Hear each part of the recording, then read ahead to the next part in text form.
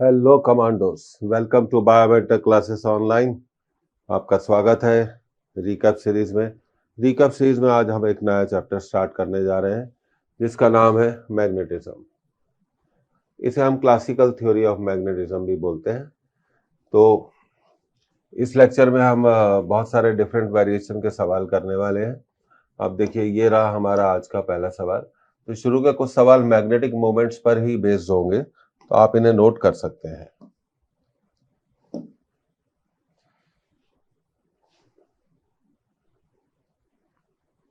When a thin bar magnet of magnetic moment M is bent in the form of U shape with the arms of equal length as shown in figure, then find the resultant magnetic moment. अब देखिए, हम जानते हैं कि अब यहाँ 3 magnet हो गए, उसे हमने बेंड करा। बेंड करने से उसकी लेंथ क्या हो जाएगी? 1/3 हो जाएगी। बेंड करने से मैग्नेटिक मोमेंट में तो कोई भी बदलाव नहीं होता है, पर लेंथ उसको 3 हिस्सों में मोड़ा गया है, इसलिए एक हिस्से का मैग्नेटिक मोमेंट कितना हो जाएगा? m/3, m/3 और m/3। अब हमें नेट मैग्नेटिक मोमेंट निकालना है। तो देखिए, उसका मेथड बहुत सिंपल है। तो मैं आपको बताना चाहता हूँ, यह हमारा वेक्टर अप्रोच हम लगाएंगे i j minus i minus j, जिससे आप परिचित होंगे। तो ये रहा हमारा पहला मैग्नेट, और ये दूसरा है, और ये है तीसरा। हम जानते हैं कि मैग्नेटिक मोमेंट हमेशा साउथ से नॉर्थ पोल की तरफ एक्ट करता है। तो पहला मैग्नेटिक मोमेंट हो जाएगा m1, तो हम लिख सकते हैं -m/3 j, क्योंकि एक वेक्टर है। दूसरे मैग्नेटिक मोमेंट को हम लिख सकते हैं m/3 i, और तीसरे को लिख सकते हैं, तीसरे मैग्नेटिक मोमेंट के वेक्टर्स को हम लिख सकते हैं, ऊपर जा रहा है तो m/3 j। अब रिजल्टेंट मैग्नेटिक मोमेंट होगा इन तीनों का vector addition m1, m2 and m3। तो ये हो गया -m/3 j, दूसरा हो गया m/3 i, m/3 i cap, और तीसरा हो गया +m/3 j कैप। तो ये कैंसिल हो गए, तो रिजल्टेंट मैग्नेटिक मोमेंट होगा हमारा m/3 i कैप, और उसकी वैल्यू कितनी होगी? m/3। तो वेक्टर अप्रोच लगाइए। वेक्टर अप्रोच से आप क्वेश्चंस को ज्यादा आसानी से सॉल्व कर सकते हैं। अब अगले सवाल की तरफ जाते हैं। ये रहा हमारा अगला सवाल, इसको नोट कर लें।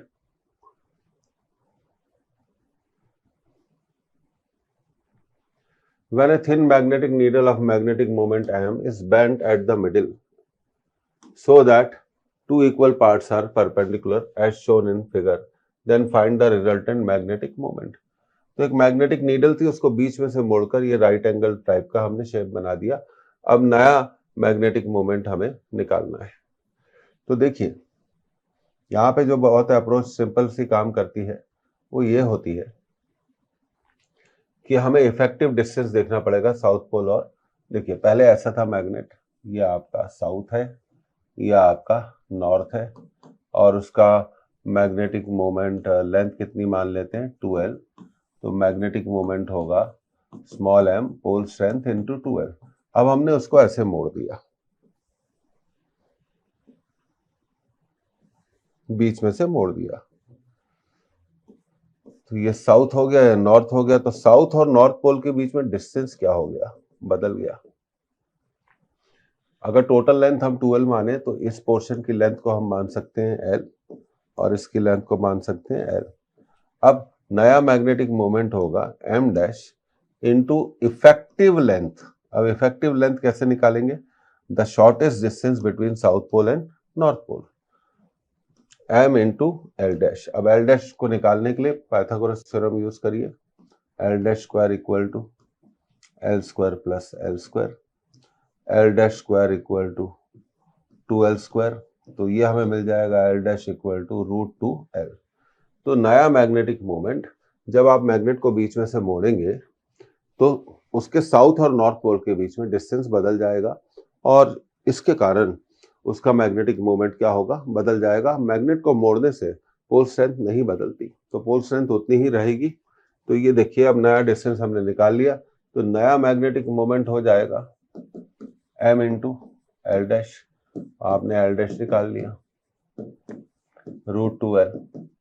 अब पुराना मैग्नेटिक मोमेंट था m इंटू 2l, डिवाइड कर दीजिए second divided by first, you will get m dash upon m equal to m √2l upon m into 2l, l cancel m cancel, तो नया मैग्नेटिक मोमेंट हो जाएगा √2/2m, और इसको आप लिख सकते हैं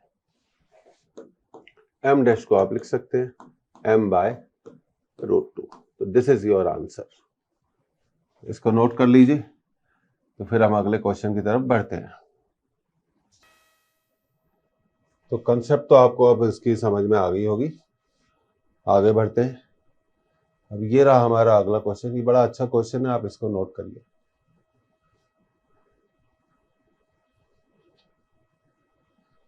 वेरी थिन बार मैग्नेट, ये मैग्नेट दिखाया गया है, of magnetic moment m is bent into an arc of circle subtending an angle theta radians at the center of circle, find the magnetic moment। तो ये मैग्नेट आपको दिखाया गया है, तो इस मैग्नेट का मैग्नेटिक मोमेंट है m इंटू 2l। अब हमने इसे एक आर्क में मोड़ दिया, एक सर्कुलर आर्क में हमने इसे मोड़ दिया, जो सेंटर पे कितना एंगल सबटेंड कर रही है, थीटा। तो अब इस केस में हमें नया मैग्नेटिक मोमेंट निकालना है। तो नया मैग्नेटिक मोमेंट निकालने के लिए जब हम मैग्नेट को बेंड करते हैं तब उसका पोल स्ट्रेंथ बिल्कुल नहीं बदलता, पर साउथ पोल और नॉर्थ पोल के बीच में डिस्टेंस बदल जाती है। तो अब हमें निकालना पड़ेगा साउथ पोल और नॉर्थ पोल के बीच में नया डिस्टेंस। ये रहा नया डिस्टेंस,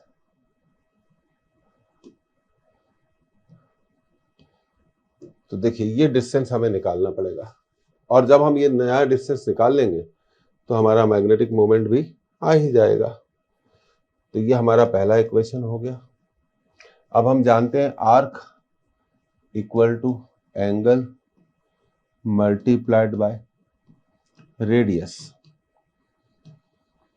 तो आर्क की लेंथ है 2l, एंगल थीटा है और रेडियस हमने मान ली r, तो 2l equal to theta r, ये हो गया। अब अगली स्लाइड पे चलते हैं और डायग्राम को थोड़ा डिटेल में समझते हैं। तो ये देखिए, ये हमने मोड़ दिया। अब यहां पर साउथ पोल और नॉर्थ पोल के बीच में जो नया डिस्टेंस होगा वो कितना हो जाएगा, ये y हो गया, ये y हो गया।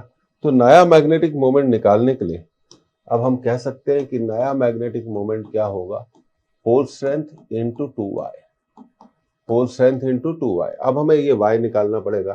तो इस ट्रायंगल को आप ध्यान से देखिए,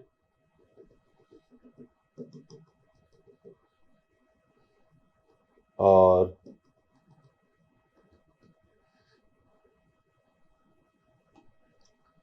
तो इसी डायग्राम में ही आपको ट्रायंगल बता देते हैं तो ज्यादा सही रहेगा। ये देखिए आप, ये वाला ट्रायंगल,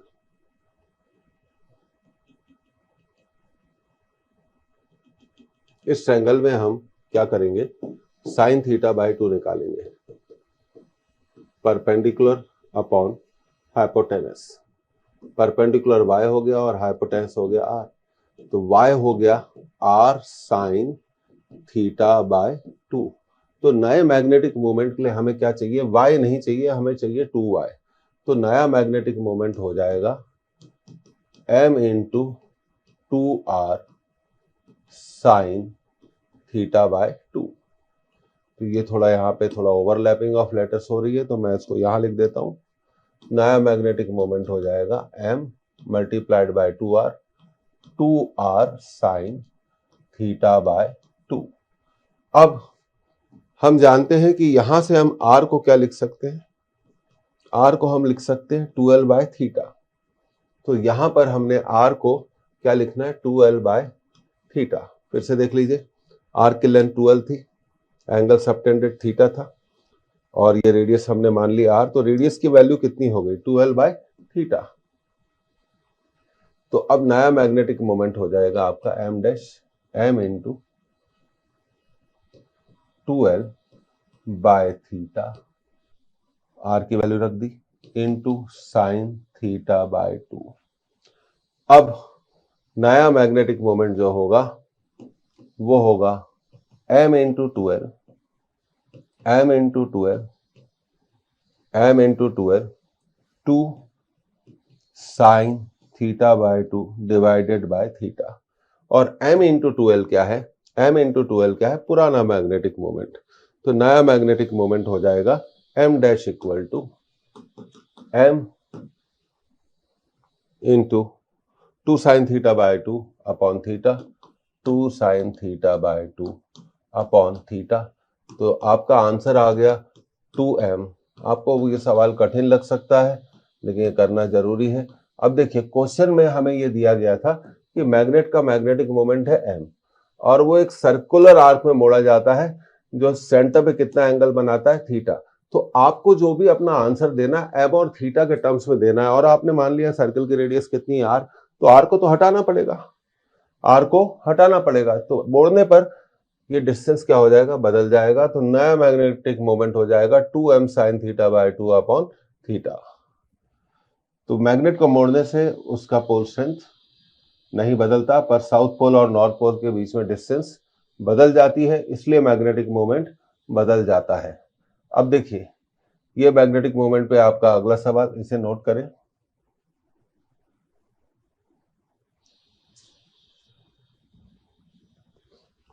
अब bar magnet of magnetic moment m1।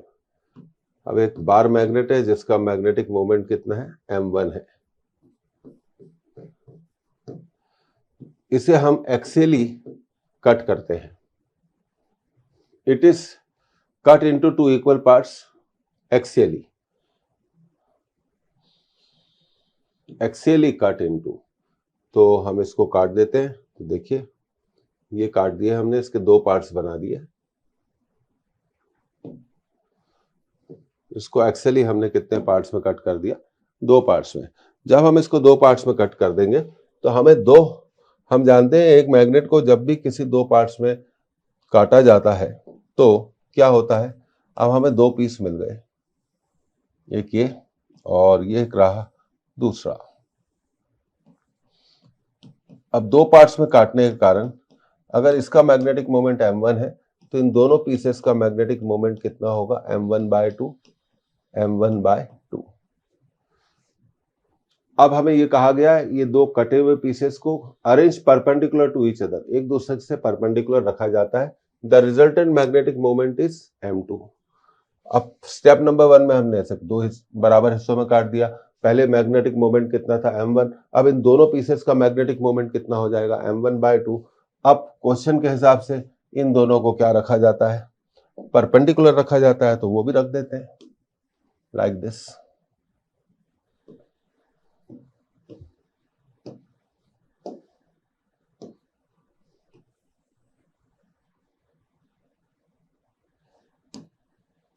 अब इन दोनों को हमने परपेंडिकुलर रख दिया, तो ये S हो गया, ये N हो गया, इसका मैग्नेटिक मोमेंट हो गया। इसको थोड़ा मिटाना पड़ेगा। और ये नॉर्थ पोल हो गया, इसका मैग्नेटिक मोमेंट हो गया आपका m1/2। और ये साउथ हो गया और ये नॉर्थ हो गया, इसका भी मैग्नेटिक मोमेंट कितना हो जाएगा, क्योंकि ये कटे हुए टुकड़े हैं, m1/2। और इन दोनों मैग्नेटिक मोमेंट में कितना एंगल बन रहा है, 90 डिग्री। तो रिजल्टेंट मैग्नेटिक मोमेंट क्वेश्चन में कहा गया है कि एक मैग्नेट को एक्सियली पहले काट दो, फिर उन दोनों कटे हुए पीसेस को 90 डिग्री पे रख दो। उनको 90 डिग्री पे रखने पे नया मैग्नेटिक मोमेंट होता है m2। तो हम जानते हैं m2 को हम लिख सकते हैं m1/4, पाइथागोरस लगा दिया, प्लस m1/4। तो m2 की वैल्यू आ गई 2m1/4। ये 4 को काट देगा, तो m2 विल बी m1/√2। तो √2 equal to m1 upon m2। हमसे यही पूछा गया है कि m1 अपॉन m2 कितना होगा। m1 अपॉन m2 कितना होगा, √2 होगा। तो स्टेप नंबर 1 में काटा, और काटने पर क्योंकि मैग्नेट को 2 पीसेस में काटा गया था और पहले मैग्नेट का मोमेंट था m1, मैग्नेटिक मोमेंट m1, अब दोनों पीसेस का मैग्नेटिक मोमेंट क्या हो जाएगा, m1/2 m1/2, और इसके बाद इन दोनों पीसेस को 90 डिग्री पे रख दिया, और 90 डिग्री पे रखने पर नया मैग्नेटिक मोमेंट होगा m2 जो कि रिजल्टेंट होगा। तो हमसे पूछा गया है कि नया मैग्नेटिक मोमेंट क्या होगा, m2, तो m1 अपॉन m2 की वैल्यू निकाल लो। तो उसके बाद क्वेश्चन बहुत आसान हो जाता है। आगे बढ़ते हैं अगले सवाल की तरफ। ये रहा हमारा अगला सवाल, ये वेक्टर कंसेप्ट पर बेस्ड है, इसको नोट करें।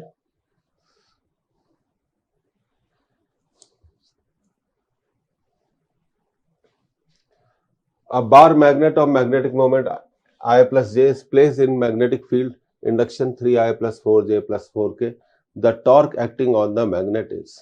अब देखिए किसी भी मैग्नेट पे जो टॉर्क एक्ट करता है वो होता है m cross b, m cross b। तो हमें m का b के साथ क्रॉस प्रोडक्ट लेना पड़ेगा टॉर्क निकालने के लिए। तो सबसे पहले हम m लिख लेते हैं, m है I प्लस j, इसमें k नहीं है तो हम लिख सकते हैं 0 इंटू k, और उसके बाद मैग्नेटिक फील्ड की value 3I plus 4j plus 4k, 3I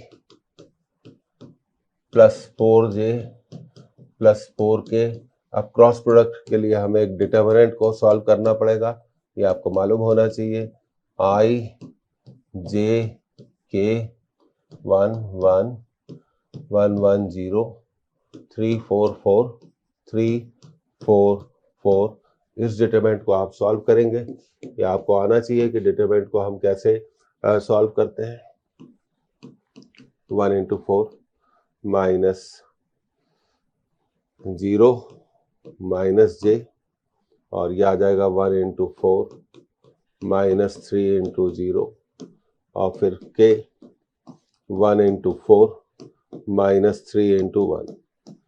तो m क्रॉस b की वैल्यू आ जाएगी, m क्रॉस b की वैल्यू आ जाएगी 4I,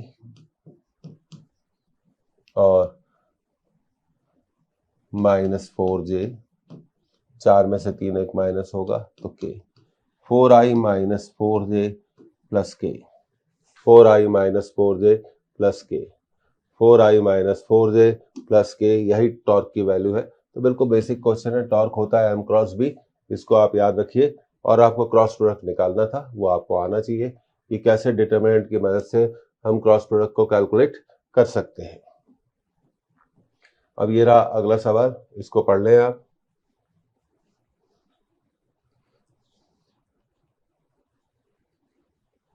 Two bar magnets are placed together, suspended in the uniform magnetic field, vibrates with a time period 3 seconds.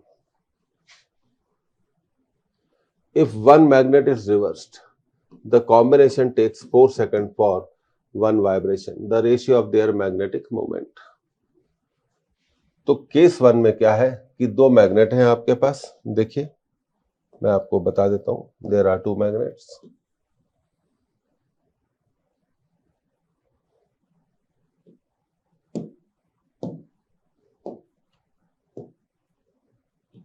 और उन्हें हमने एक साथ रखा है,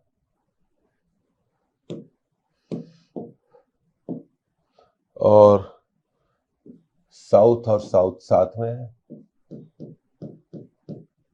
इसका मैग्नेटिक मोमेंट हम मान लेते हैं m1 और इसका मान लेते हैं m2। तो यहाँ पर नेट मैग्नेटिक मोमेंट होगा m equal to m1 plus m2। इसका मोमेंट ऑफ इनर्शिया हम मान लेते हैं I1, इसका मोमेंट ऑफ इनर्शिया हम मान लेते हैं I2, और वो मैग्नेटिक फील्ड जिसमें ये कॉम्बिनेशन वाइब्रेट करता है उसको हम मान लेते हैं, उस मैग्नेटिक फील्ड को मान लेते हैं B। अब टाइम पीरियड क्या है, 3 सेकंड, तो हम यूज करेंगे 3 equal to 2 pi, time period का formula I net moment of inertia, net magnetic moment into B। इसे सम मेथड कहते हैं। इसे कौन सी मेथड कहते हैं, सम मेथड कहते हैं। अब क्वेश्चन के हिसाब से एक मैग्नेट को रिवर्स कर देते हैं, एक मैग्नेट को रिवर्स कर देते हैं तो दूसरी कंडीशन कुछ इस तरह से बन जाएगी।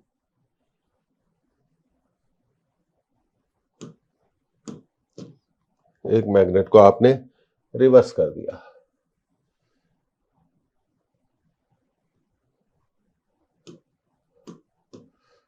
मतलब इसका साउथ और नॉर्थ इसको ऐसे ही रहने दिया M1, और दूसरे को रिवर्स कर दिया, नॉर्थ इधर आ गया, साउथ इधर आ गया, पर मैग्नेटिक मोमेंट आप जानते हैं साउथ से नॉर्थ लगता है, तो इस केस में net magnetic moment M1 plus M2 होने की जगह कितना हो जाएगा, M1 माइनस M2, इसका मोमेंट ऑफ इनर्शिया I1, इसका मोमेंट ऑफ इनर्शिया I2, तो टाइम पीरियड हो जाएगा 2 pi, total moment of inertia I1 plus I2 upon net magnetic moment M1 minus M2 into magnetic field.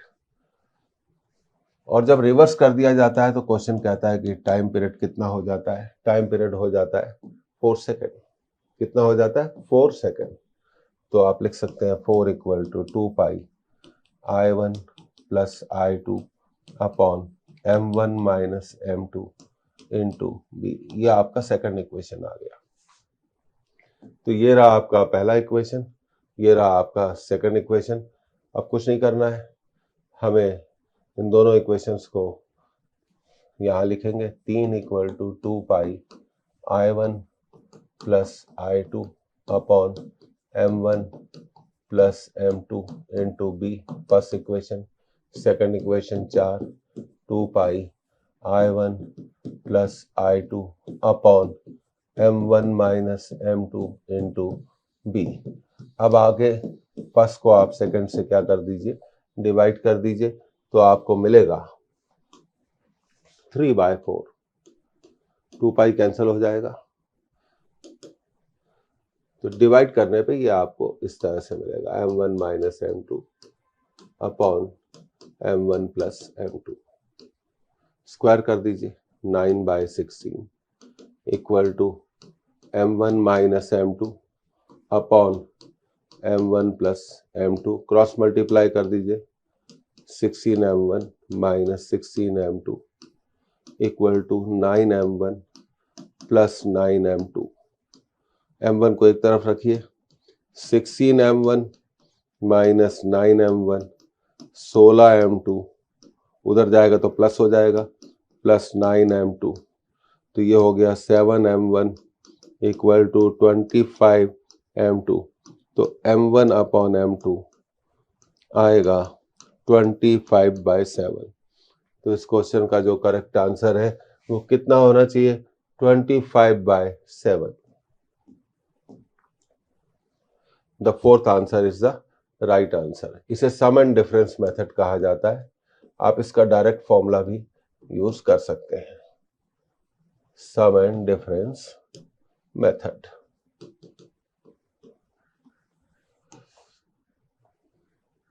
Oscillation of magnet in uniform magnetic field syllabus में है, इस बारे में आप कोई भी डाउट नहीं रखिए। अभी अगला क्वेश्चन है, ये भी ऑसिलेशन पर बेस्ड है, इसे नोट करिए। A magnetic needle is kept in uniform magnetic field of induction 0.5 into 10 to the power minus 4 Tesla. It makes 30 oscillation per minute. If it is kept in a field of induction 2 into 10 to the power minus 4 Tesla, then its frequency is। तो देखिए, सबसे पहली बात तो यह है कि किसी भी मैग्नेट का या मैग्नेटिक नीडल का जो टाइम पीरियड होता है वो होता है moment of inertia I M B। I moment of inertia है,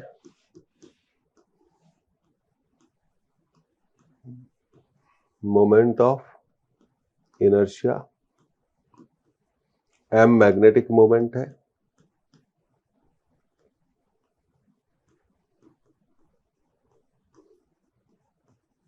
और B मैग्नेटिक फील्ड है, मैग्नेटिक फील्ड।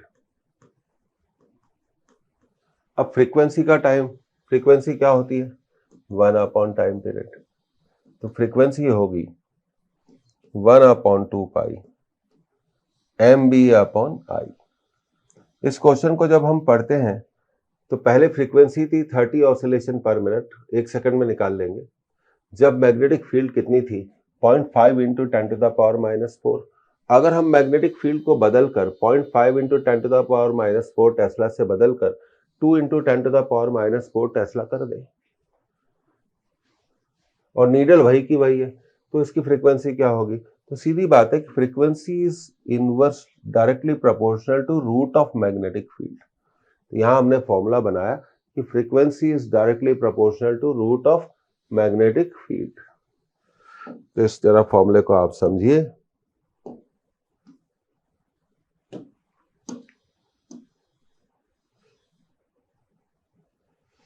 ओके, तो अब हम सवाल पे आते हैं, अपने मेन क्वेश्चन पे। तो अब क्योंकि F1 upon F2 equal to हम लिख सकते हैं root of B1 upon B2। अब देखिए पहली फ्रीक्वेंसी दी गई थी 30 ऑसिलेशन पर मिनट, तो हमें इसे निकालना पड़ेगा 1 सेकंड में। तो 60 मिनट्स में 1 मिनट पर मिनट है, तो 1 मिनट में 60 सेकंड होते हैं। तो हम कह सकते हैं कि 60 सेकंड में कितने ऑसिलेशन करती है? 30 ऑसिलेशन करती है। तो भाई 1 सेकंड में कितने करेगी?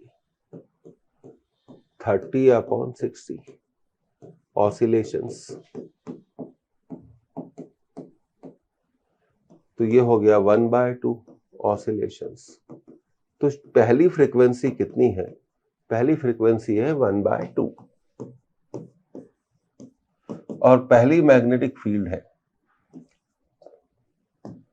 0.5 into 10 to the power -4, 0.5 into 10 to the power -4, और बाद में मैग्नेटिक फील्ड हो गई 2 into 10 to the power -4, cancel हो गई। तो 1/2 F2 इक्वल टू 0.5/2, 1/2/2, 1/4, तो ये हो गया 1/2। तो 1/2 F2 इक्वल टू 1/2, 2 से 2 कैंसिल, तो नई फ्रीक्वेंसी होगी 1 ऑसिलेशन पर सेकंड, 1 ऑसिलेशन पर सेकंड। तो first answer is the right answer. तो time period of a magnet और magnetic needle in a magnetic field, oscillation of a magnet और magnetic needle in a field पर based ये सवाल था। अब अगले सवाल की तरफ जाते हैं।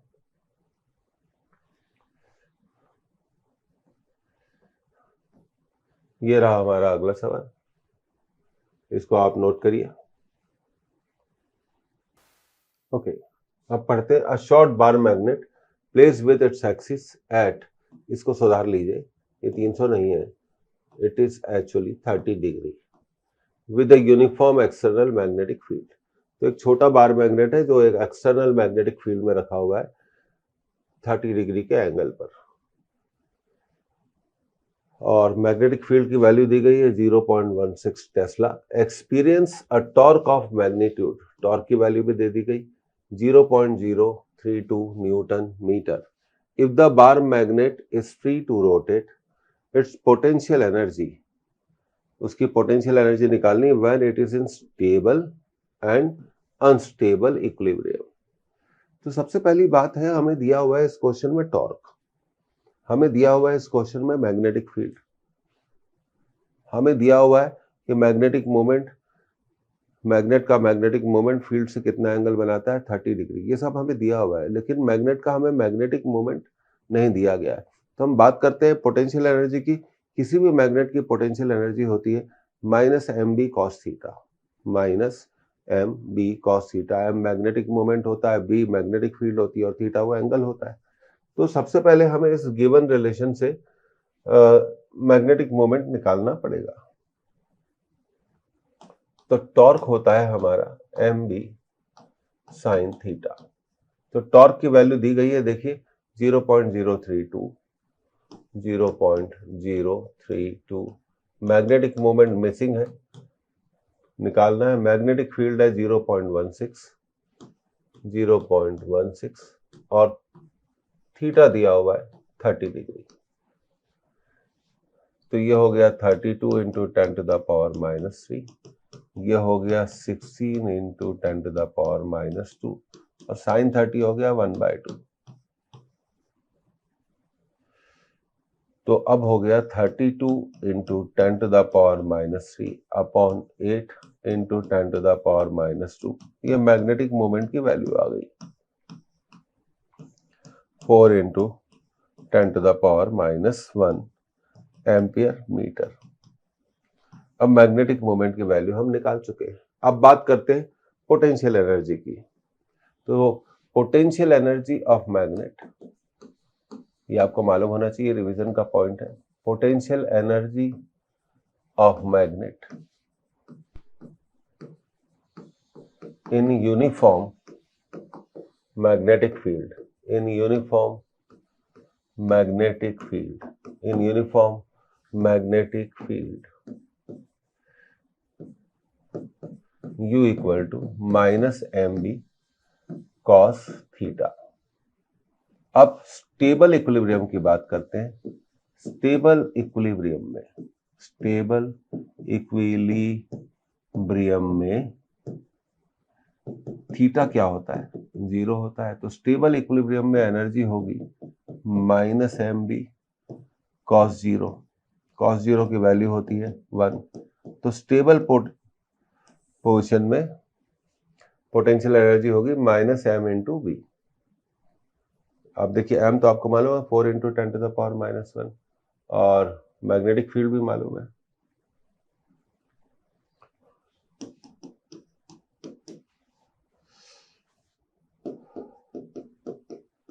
(0.16) तो ये हो गया 64 इंटू 10 टू द पावर -3। तो स्टेबल पोजीशन की एनर्जी कितनी होगी, पोटेंशियल एनर्जी कितनी होगी? -64 इंटू 10 टू द पावर -3, तो -0.064 जूल्स। अब देखते हैं कौन से आंसर में। अब तो हमें अनस्टेबल की भी पोटेंशियल एनर्जी निकालनी है। तो अनस्टेबल पोजीशन की पोटेंशियल एनर्जी निकाल लेते हैं। तो अनस्टेबल पोजीशन किसे कहते हैं? सबसे पहले इसको समझेंगे। जब थीटा क्या होता है? 180 डिग्री। मैग्नेटिक फील्ड से कितना एंगल बनाए? 180 डिग्री। तो पोटेंशियल एनर्जी का फॉर्मूला होता है -mb cos थीटा। तो -mb cos 180 और cos 180 होता है -1। तो अनस्टेबल पोजीशन में पोटेंशियल एनर्जी कितनी होती है? mb। तो m और b तो हम निकाल ही चुके हैं, एक बार फिर से निकाल लेते हैं। 4 into 10 to the power -1, magnetic field 16 into 10 to the power -2, तो ये हो गया 64 into 10 to the power -3 joules. तो ये हो गया 0.064 जूल्स। तो अब आंसर देखते हैं कि कौन सा आंसर है होना चाहिए।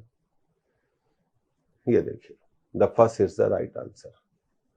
तो हमेशा याद रखिए, स्टेबल पोजीशन में एज और अनस्टेबल पोजीशन में पोटेंशियल एनर्जी की न्यूमेरिकल वैल्यू क्या रहती है? सेम रहती है।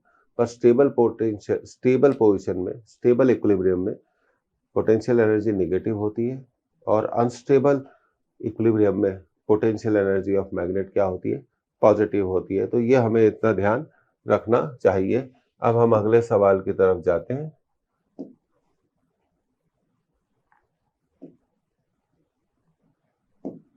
ये रहा हमारा अगला सवाल। सिंपल सवाल है, इसको नोट करें।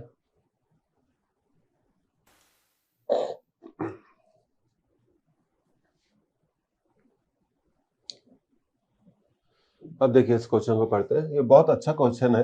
अ magnet is parallel to a uniform magnetic field.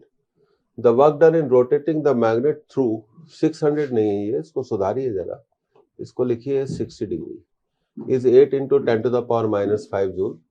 तो अब आगे क्वेश्चन है the work done in rotating through another 30 degree, मतलब 60 डिग्री से उसे 30 डिग्री और घुमाते हैं तो कितना वर्क होगा in cross multiplication 10 to the power -5। तो पहले आंसर को हमें पढ़ना है 4 इंटू 10 टू द पावर -5, दूसरे को पढ़ना है 6 इंटू 10 टू द पावर -5, तीसरे को पढ़ना है 8 इंटू 10 टू द पावर -5 और चौथे को पढ़ना है 2 इंटू 10 टू द पावर -5। तो चलिए शुरू करते हैं इसका सॉल्यूशन। तो देखिए ये सिचुएशन, तो ये मैग्नेटिक फील्ड है और शुरू में मैग्नेटिक फील्ड की डायरेक्शन में था और बाद में उसे इस डायरेक्शन से कितना घुमा दिया 60 डिग्री। तो हमें वर्क डन का फॉर्मूला हम जानते हैं W equal to M B ये होगा cos theta 1 minus cos theta 2।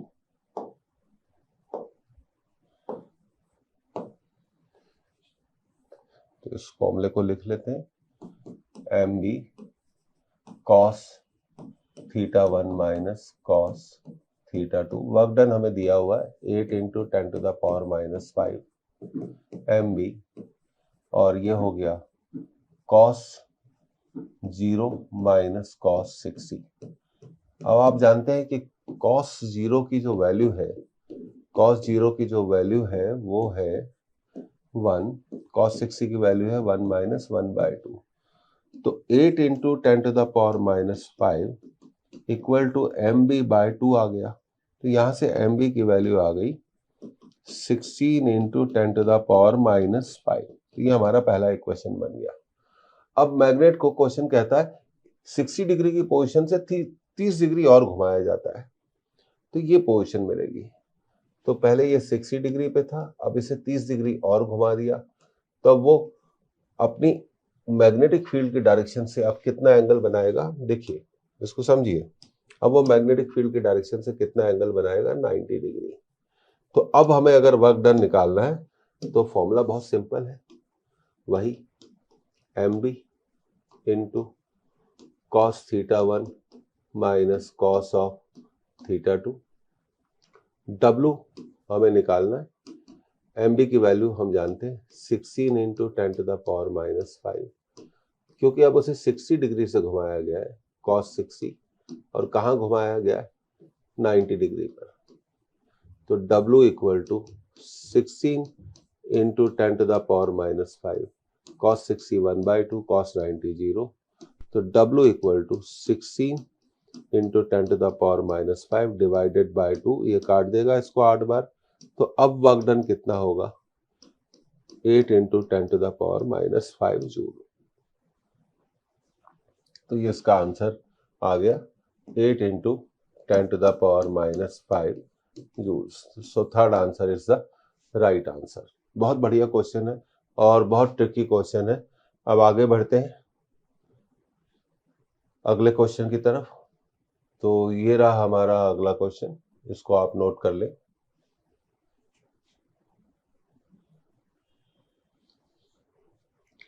ये मैग्नेटिक प्रॉपर्टीज ऑफ मटेरियल पर बेस्ड क्वेश्चन है, पढ़ते हैं। A short bar magnet produces a magnetic field of induction at 2 points on the axial and the other on the equatorial line.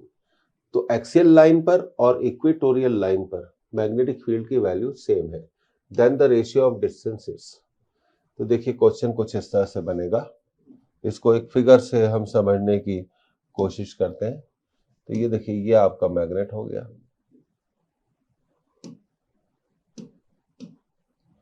और अब हम बात करते हैं एक्सियल पोजीशन की। ये एक्सियल पोजीशन हो गई।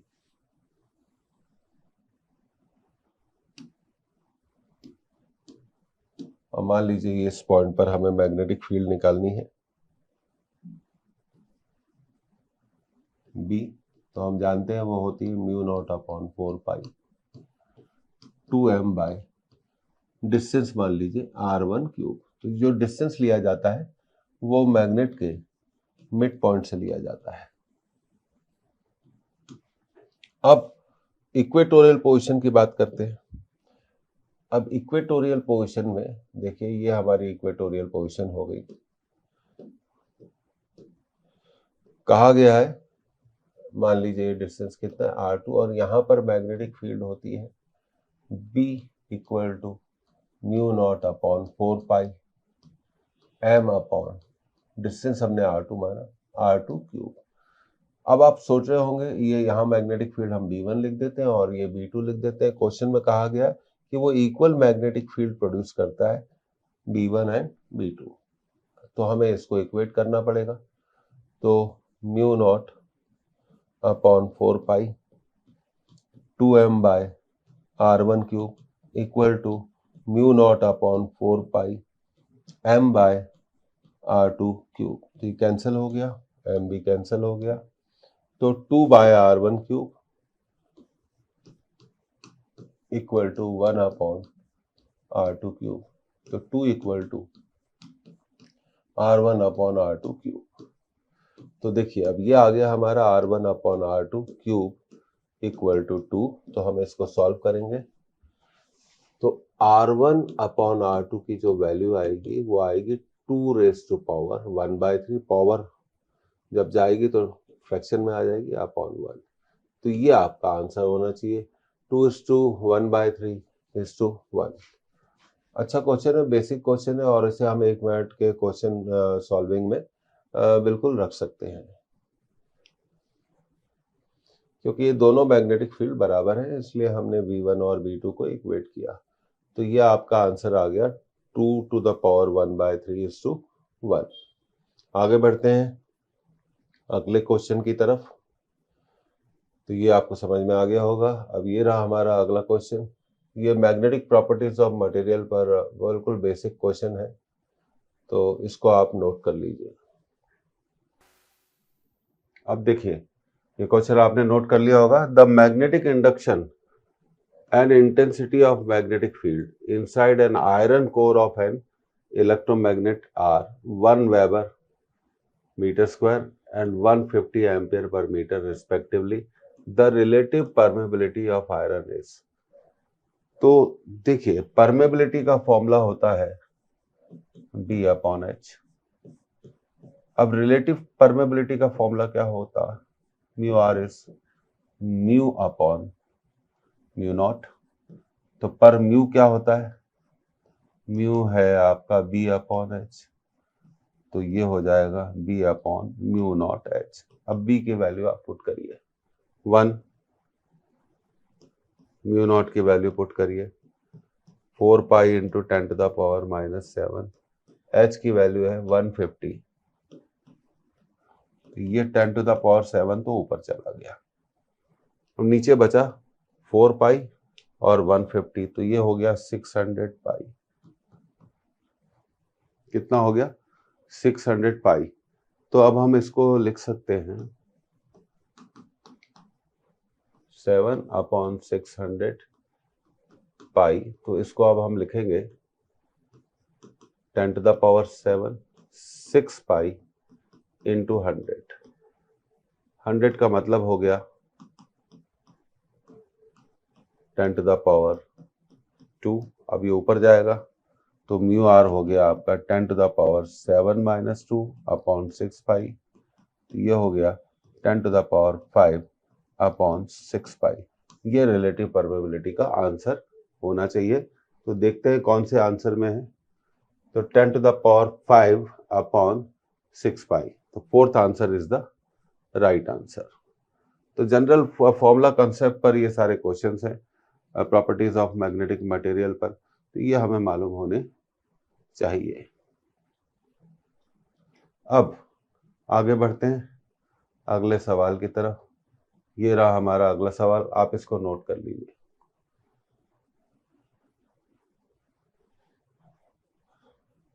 The mass of an iron rod is 80 ग्राम। तो मास दिया हुआ है हमें 80 ग्राम। तो सबसे पहले तो आप ग्राम को क्या करिए, केजी में बदल लीजिए।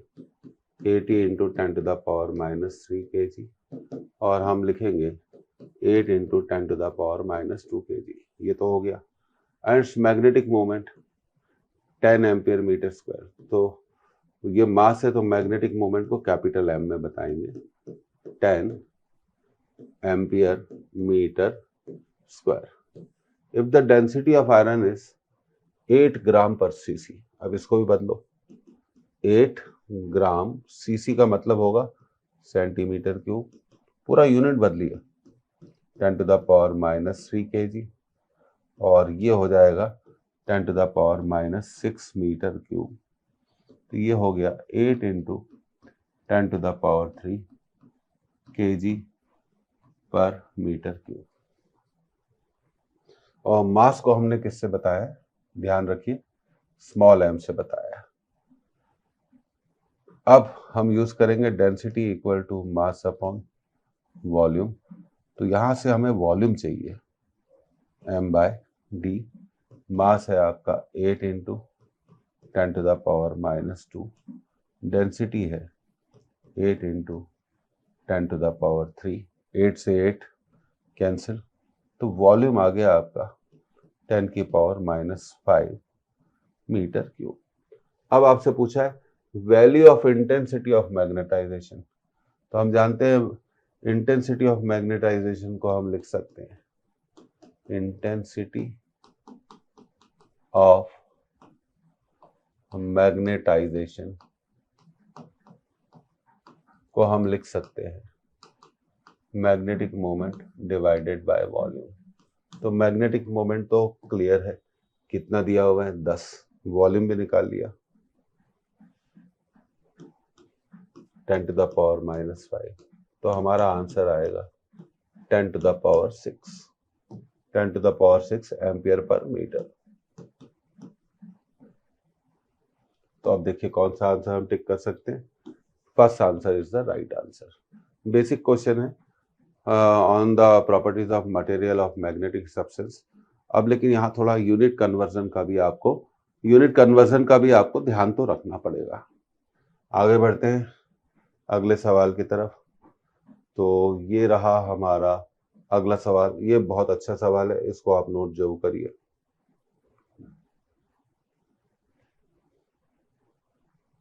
A bar magnet is placed with its north pole pointing north। तो उसके नॉर्थ पोल को नॉर्थ डायरेक्शन में रखा गया है। Neutral point is at 12 centimetre. Another magnet is now placed on the first magnet, then the neutral point is found to be 8 centimetre. तो देखिए neutral point की डिस्टेंस कम हो गई, पहले 12 सेंटीमीटर थी, अब हो गई 8 centimetre. The ratio of their magnetic moments. तो चलिए अब थोड़ा इसको समझते हैं। सबसे पहले देखिए, ये आपको थ्योरी मालूम होना चाहिए, ये हमारा मैग्नेट है, ठीक है, और ये इसका है नॉर्थ पोल, और ये है इसका साउथ पोल, और इसको रखा कैसे गया है तो ये भी आप समझ लीजिए। थोड़ा हम डायरेक्शन बनाना चाहते हैं,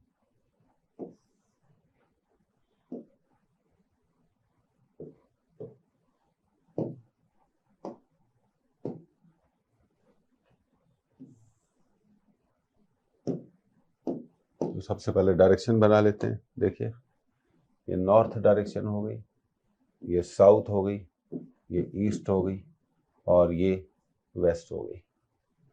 अब सबसे पहले आप देखिए कि अर्थ की हॉरिजॉन्टल मैग्नेटिक फील्ड, देखिए कंसेप्ट क्या है, न्यूट्रल पॉइंट कब मिलता है, सबसे पहली बात तो ये पहली थ्योरी है जो मालूम होनी चाहिए।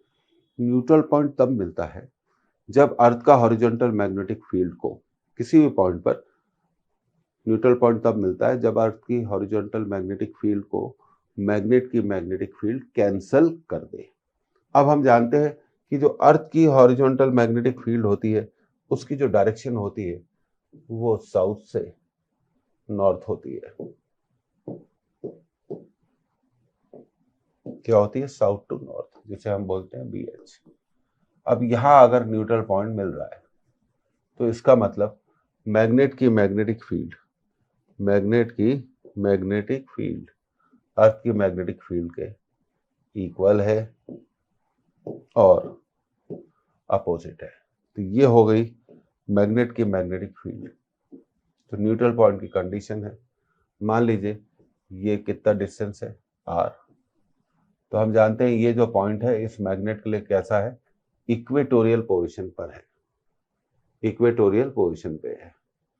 तो न्यूट्रल पॉइंट की कंडीशन B = BH, याद रखिए mu naught upon 4 pi, equatorial position, distance है R cube equal to B H.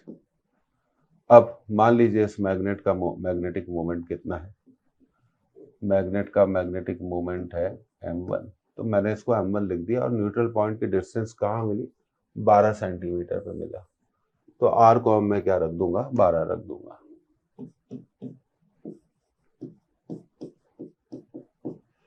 m1 upon 12 cube equal to bh, तो ये मेरा आ गया पहला इक्वेशन।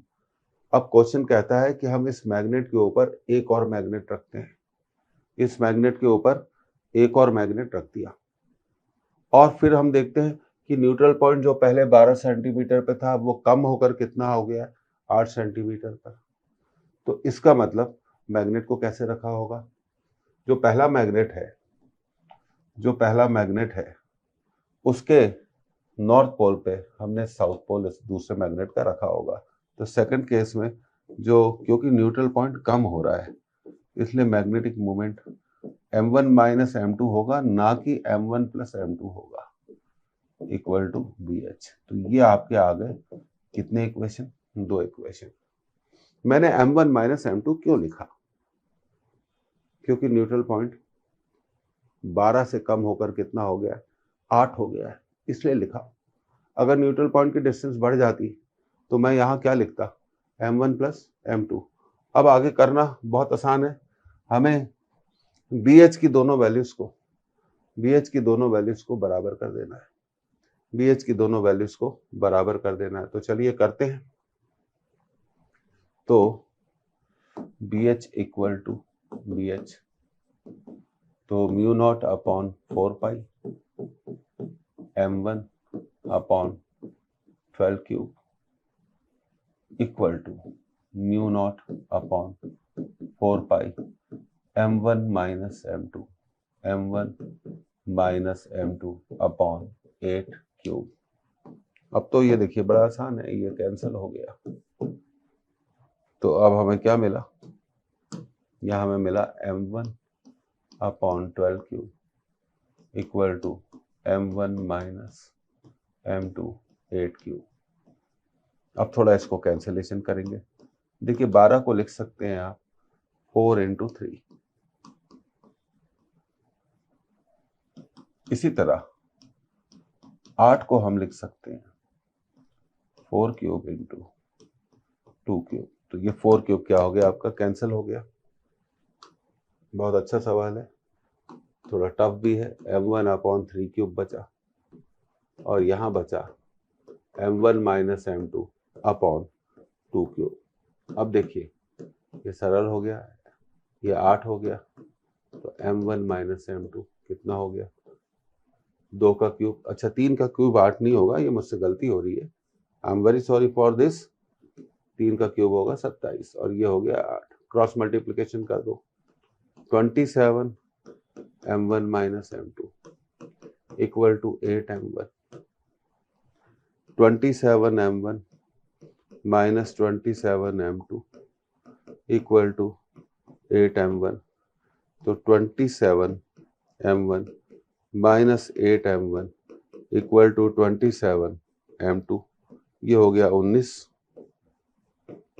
और ये हो गया 27। तो m1 अपॉन m2 होगा 27:19।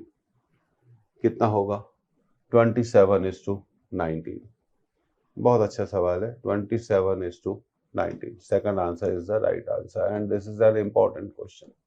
टफ है मैं जानता हूं, लेकिन कम से कम हमारे को ये कंसेप्ट तो मालूम होनी चाहिए कि जब मैग्नेट के नॉर्थ पोल को नॉर्थ डायरेक्शन में रखा जाता है तो न्यूट्रल पॉइंट इक्वेटोरियल पोजीशन पर मिलता है। तो ये बात हमें मालूम होनी चाहिए। ये थोड़ा कैलकुलेशन था तो इसको आप समझ सकते हैं। आगे बढ़ते हैं, अब अगले सवाल की तरफ हम जा रहे हैं, इसको आप नोट करिए। ओके, अब देखिए बहुत अच्छा क्वेश्चन है, आपने इसे नोट कर लिया होगा। A thin rod is cut into 10 equal parts. parallel to its length. The intensity of magnetization of each piece will be. पहला answer 1/10 times of initial value, दूसरा answer 10 times of initial value, तीसरा answer does not changes, चौथा answer becomes half. तो सबसे पहले तो हम thin rod के बारे में बात कर ले। तो देखिए ये मान लीजिए ये आपकी थिन रॉड है, इस रॉड की लेंथ कितनी है L और एरिया है A, तो वॉल्यूम कितना होगा A इंटू L। वॉल्यूम कितना होगा A इंटू L। और हमसे पूछा है इंटेंसिटी ऑफ मैग्नेटाइजेशन, तो इंटेंसिटी ऑफ मैग्नेटाइजेशन होगा intensity of magnetisation will be equal to magnetic moment upon volume।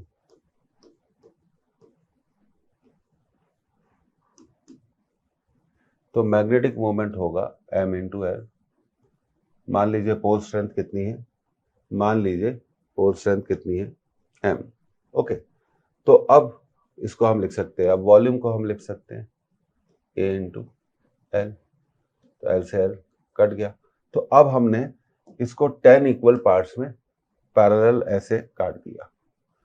तो पैरेलल कटिंग में हम जानते हैं कि मैग्नेटिक मोमेंट एक पार्ट का, magnetic moment of one part, ध्यान दीजिएगा, magnetic moment of one part, magnetic sorry मैं ये बोलना चाहता हूँ pole strength of one part, क्योंकि मैग्नेटिक मोमेंट को तो L तो हमने काट दिया।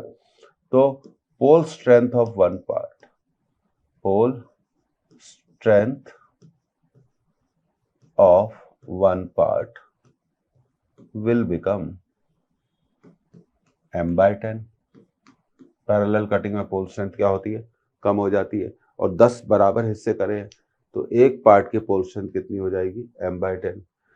एरिया ऑफ वन पार्ट, क्योंकि 10 हिस्से कर दिए, एरिया ऑफ वन पार्ट वो भी हो जाएगा a/10। तो intensity of magnetisation, intensity of magnetisation क्या होगी m/10 अपॉन a/10। तो ये कट जाएगा। तो पहले कितनी थी intensity of magnetisation, pole strength divided by area, तो अभी भी उतनी ही आ रही है। तो इसका मतलब इंटेंसिटी ऑफ मैग्नेटाइजेशन नहीं बदलेगी। तो इसका जो करेक्ट आंसर है ये तीसरा आंसर सही है। ये बहुत अच्छा क्वेश्चन है, हमेशा याद रखिए, बिल्कुल कंसेप्चुअल क्वेश्चन है, बहुत बढ़िया है, इसको पूछा जा सकता है। आगे बढ़ते हैं अगले सवाल की तरफ, ये नोट कर लीजिए, ये रहा हमारा अगला सवाल, आप इसको नोट कर लीजिए, ये भी इंपॉर्टेंट क्वेश्चन है। तो देखिए इस क्वेश्चन में एक करेक्शन है। A magnetising field of 5000 ampere per metre produces a magnetic field flux 5 × 10⁻⁵ weber in an iron core rod. If the area of cross section of the rod is 0.5 centimeter square, then permeability of the rod will be। तो देखिए यहाँ एक answer में correction है, तो सबसे पहले आप इस करेक्शन को कर लीजिए। अब देखिए परमेबिलिटी क्या होती है B/H, ठीक है। तो फ्लक्स क्या होता है VA, तो B को हम क्या लिख सकते हैं φ/A। तो ये पहला इक्वेशन हो गया, ये आपका दूसरा इक्वेशन हो गया। तो अब परमेबिलिटी के लिए हमें एक कैलकुलेशन करनी पड़ेगी B/H। तो B की जगह हमने लिखा φ/A, तो हम इसका हमने फॉर्मूला बना लिया φ/AH। तो चलिए अगली स्लाइड में हम इसे सॉल्व करते हैं। तो म्यू इक्वल टू φ/AH।